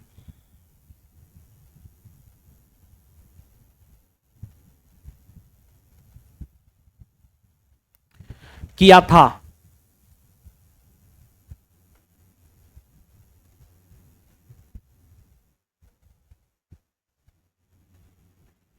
ठीक है, और एक बात और जानिए यहां पर, और उससे पहले एक बात देखिए, अगला जो चैप्टर है ना हम लोगों का, भारत में क्रांतिकारी आंदोलन, समझे। अगले क्लास में एक नए चैप्टर की शुरुआत करेंगे, वो है भारत में क्रांतिकारी आंदोलन। देखिए, जब चोरी चोरा कांड के वजह से असहयोग आंदोलन स्थगित हुआ और राष्ट्रीय आंदोलन में एक निराशा का भाव उत्पन्न हुआ, तो भारत में क्रांतिकारियों का उदय हुआ। और क्रांतिकारी के अंतर्गत भगत सिंह हो गए, चंद्रशेखर आजाद हो गए, अशफाकुल्ला खां हो गए, राम प्रसाद बिस्मिल हो गए। तो भारत में क्रांतिकारी आंदोलन अगला चैप्टर हम आपको पढ़ाएंगे, लेकिन उससे पहले एक बात, बैठिए अभी। 1922 में चोरी चोरा कांड के बाद मार्च 1922 में महात्मा गांधी को गिरफ्तार करके जेल में बंद कर दिया गया। 6 वर्ष की सजा उन्हें सुनाई गई थी। 1922 से 1928 तक वो जेल में रहते, लेकिन स्वास्थ्य संबंधी कारणों से उन्हें 1924 में ही जेल से रिहा कर दिया गया। और जब 1924 में उन्हें जेल से रिहा कर दिया गया, तो महात्मा गांधी, मोतीलाल नेहरू और चित्तरंजन दास तीनों संयुक्त रूप से एक स्टेटमेंट जारी किया। महात्मा गांधी, मोतीलाल नेहरू और चित्तरंजन दास तीनों वर्ष 1924 ईस्वी में संयुक्त रूप से एक वक्तव्य जारी किया, जिसे गांधीदास पैक्ट कहा गया। और गांधीदास पैक्ट के जो प्रमुख प्रावधान थे, गांधीदास पैक्ट के प्रमुख प्रावधान यह थे कि स्वराज का मतलब कांग्रेस ही है और कांग्रेस का मतलब स्वराज्य ही है। मतलब स्वराज पार्टी अलग नहीं है, बल्कि वह कांग्रेस ही है, और कांग्रेस अलग नहीं है, बल्कि वो स्वराज पार्टी है। यह बात कहा गया था गांधीदास पैक्ट में। तो महात्मा गांधी, मोतीलाल नेहरू और चित्तरंजन दास ने वर्ष 1924 में जो एक वक्तव्य दिया है, उसी वक्तव्य को इतिहास में गांधीदास पैक्ट हम लोग कहते हैं, जिसके प्रमुख प्रावधान थे कि स्वराज पार्टी कोई अलग संगठन नहीं है, बल्कि वो कांग्रेस का एक अंग है। समझ गए। और जो गांधीदास पैक्ट हुआ था, इसे कांग्रेस ने 1924 के कर्नाटक के बेलगांव अधिवेशन में स्वीकृति दिया था। और 1924 के कर्नाटक के बेलगांव अधिवेशन की अध्यक्षता महात्मा गांधी ने किया था। और गांधी जी एकमात्र बार कांग्रेस के वार्षिक अधिवेशन की अध्यक्षता किया है, वह है 1924 का कर्नाटक का बेलगांव अधिवेशन। समझ गए। तो नीचे से लिखिएगा, नीचे से लिखिएगा,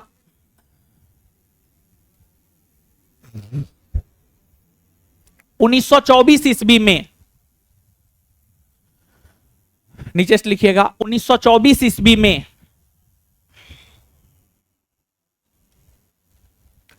1924 ईस्वी में महात्मा गांधी,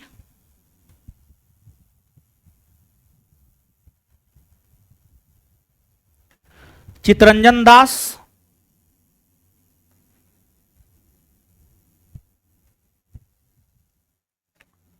महात्मा गांधी, चित्तरंजन दास और मोतीलाल नेहरू ने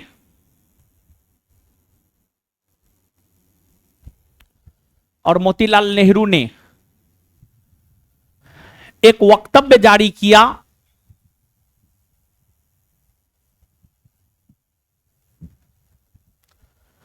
और मोतीलाल नेहरू ने एक वक्तव्य लिखना पड़ेगा, मोतीलाल नेहरू ने एक वक्तव्य जारी किया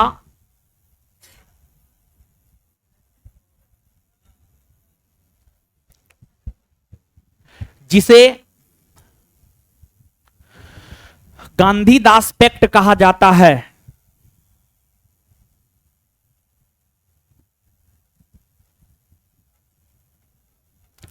जिसे गांधीदास पैक्ट कहा जाता है। पैक्ट रिस्पेक्ट, हे भगवान। कैसे आप लोग मैट्रिक इंटर पास कर गए हो? चोरी से, और गर्व से कर रहे हैं चोरी से। वाह रे बहादुर, एकदम ईमानदार हैं आप लोग ना, कट्टर ईमानदार। कट्टर ईमानदार भी जेल में बंद हो गया। बिहार में भी एगो लोग कट्टर ईमानदार बनने जा रहा है, पता नहीं उसका क्या राजनीतिक भविष्य होगा, जो भी बनने जा रहा है।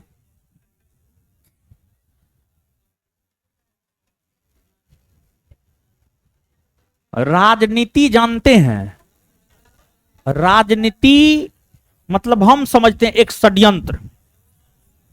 जो षड्यंत्रकारी है वही राजनीति कर सकता है, और जो षड्यंत्रकारी नहीं है वो राजनीति नहीं कर सकता है। तो राजनीति करने के लिए षड्यंत्रकारी होना जरूरी है। और गांधी जी बहुत बड़े षड्यंत्रकारी थे, बहुत बड़े। इसी वजह से गांधी जी राजनीतिज्ञ थे। लेकिन गांधी जी की पूजा इसलिए होती है क्योंकि वो सत्य पे चलते थे, और जो है भारत के लोगों को अधिकार दिलवाने के लिए षड्यंत्र कर रहे थे। कुछ षड्यंत्र अच्छे भी होते हैं, समझे? तो नीचे से लिखिएगा, उसी में गांधीदास पैक्ट कहा जाता है। इस पैक्ट, उसी में इस पैक्ट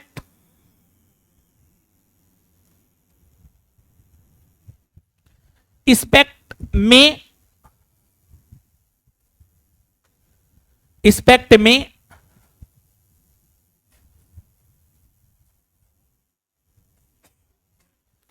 यह कहा गया था कि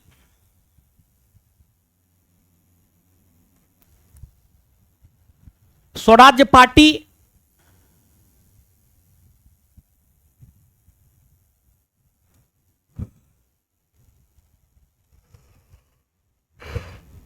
इस पैक्ट में कहा गया था कि स्वराज्य पार्टी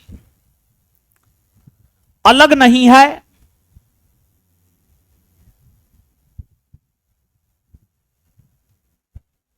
बल्कि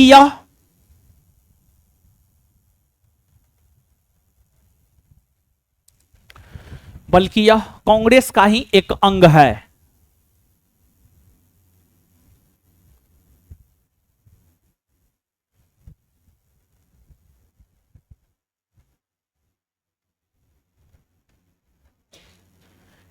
इस पैक्ट की बातों को स्वीकृति, इस पैक्ट की बातों को स्वीकृति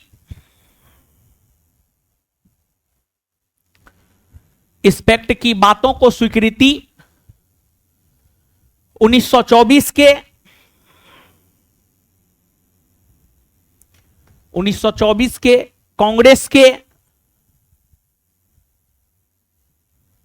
कांग्रेस के कर्नाटक के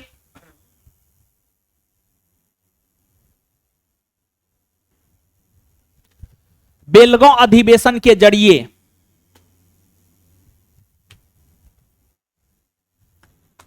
कर्नाटक के बेलगांव अधिवेशन के जरिए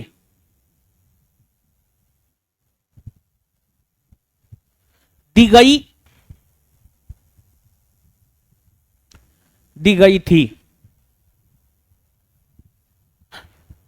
थी। चलिए अब आगे अगला चैप्टर है भारत में क्रांतिकारी आंदोलन। थोड़ा सा हेडिंग मारिए ना, पढ़ाएंगे कल ले थोड़ा सा, लेकिन समझिए ना। क्रांतिकारी आंदोलन, भारत में क्रांतिकारी आंदोलन बहुत मस्त चैप्टर है।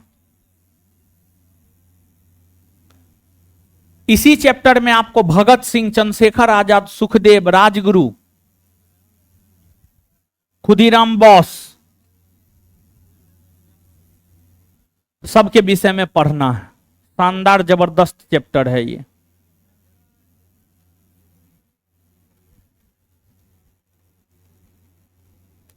समझे? हेडिंग मार लिए। अब आज जितना समझाए हैं उतना लिखाए हैं।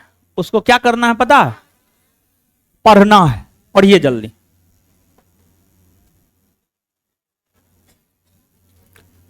जितना समझाएं लिखाएं पढ़िए, तो जल्दी पढ़िए।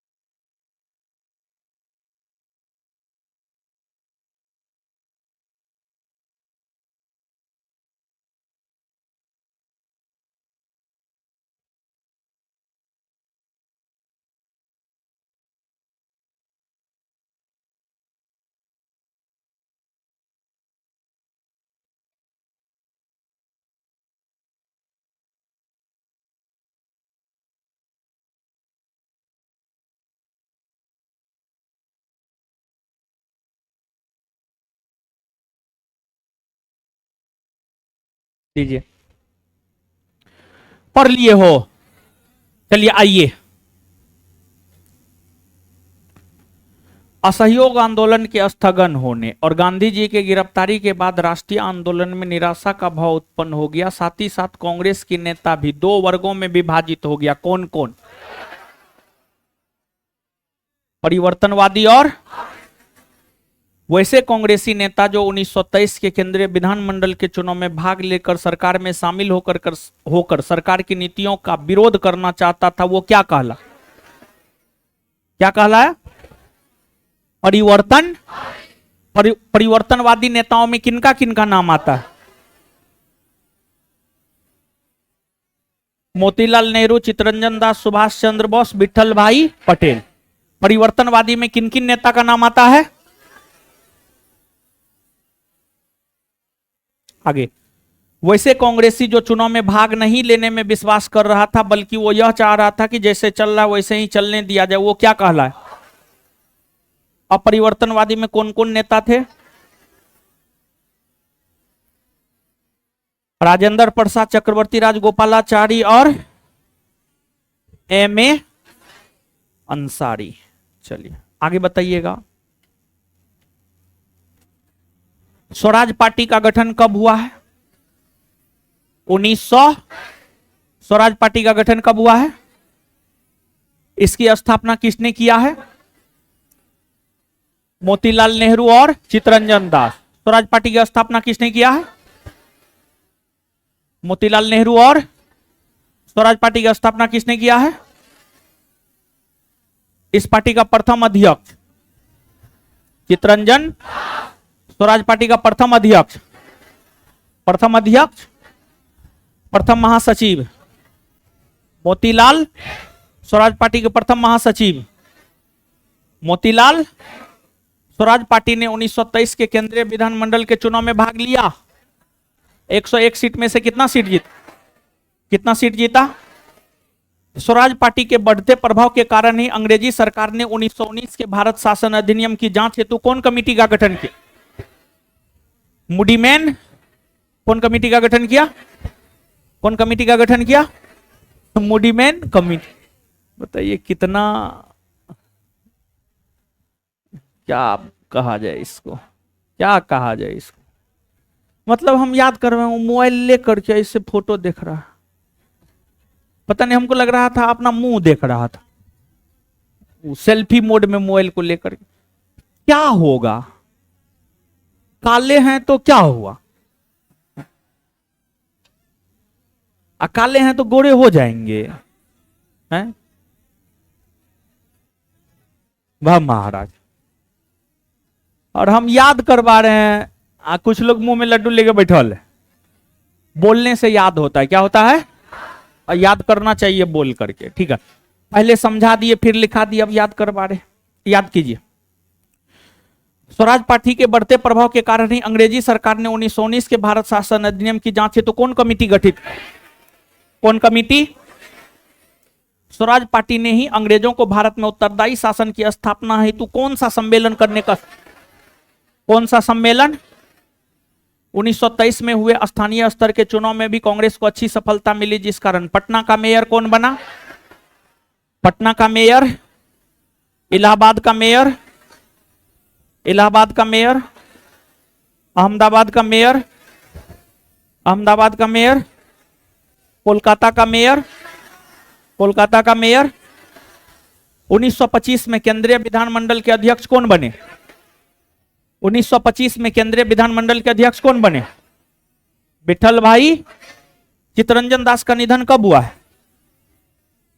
और जानते हैं, सुभाष चंद्र बोस के राजनीतिक गुरु थे चित्तरंजन दास। सुभाष चंद्र बोस के राजनीतिक गुरु कौन थे? चित्तरंजन। बिहार एसआई का, बीपीएससी का पूछा हुआ ये क्वेश्चन है। सुभाष चंद्र बोस के राजनीतिक गुरु चित्तरंजन दास। सुभाष चंद्र बोस के राजनीतिक गुरु। 1923 के केंद्रीय विधानमंडल के चुनाव में मोहम्मद अली जिन्ना ने स्वराज पार्टी का समर्थन किया या विरोध? क्या किया? क्या किया? गांधीदास पैक्ट कब आया है? 1900। गांधीदास पैक्ट कब आया है? गांधीदास पैक्ट को स्वीकृति कांग्रेस ने अपने किस अधिवेशन में दी? बेलगांव अधिवेशन 1924। गांधीदास पैक्ट को स्वीकृति किस अधिवेशन में दिया गया है? बेलगांव अधिवेशन 1900। क्लियर है? तो अगले क्लास में एक नए चैप्टर की शुरुआत करने जा रहे, भारत में क्रांतिकारी आंदोलन। जो नए विद्यार्थी, किसी को कोई दिक्कत नहीं होगा, ठीक है। और केमिस्ट्री में तीसरा चैप्टर चल रहा है, खत्म हो जाएगा। चौथा चैप्टर से आपको कोई दिक्कत नहीं होगा, आप जहां से पढ़ना शुरू किए हैं वहीं पे आके खत्म हो जाएगा, ठीक है। परेशान नहीं होना। मिलते हैं इससे आगे अगले क्लास में। सबसे पहले दीदी जी लोग निकल जाइए।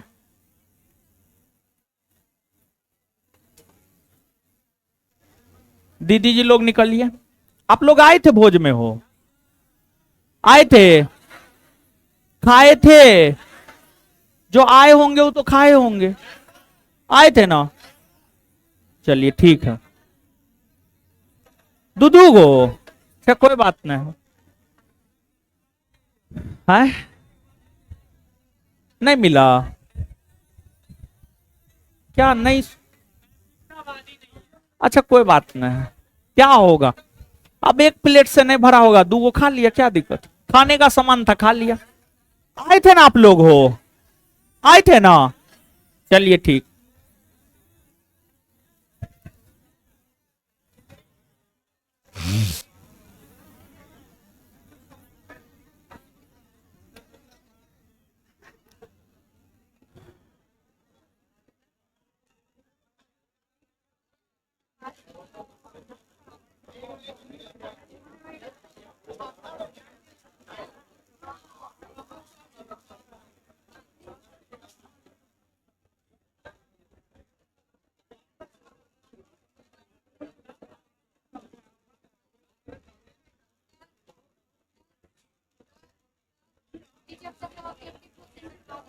है बुक से? अच्छा ठीक है।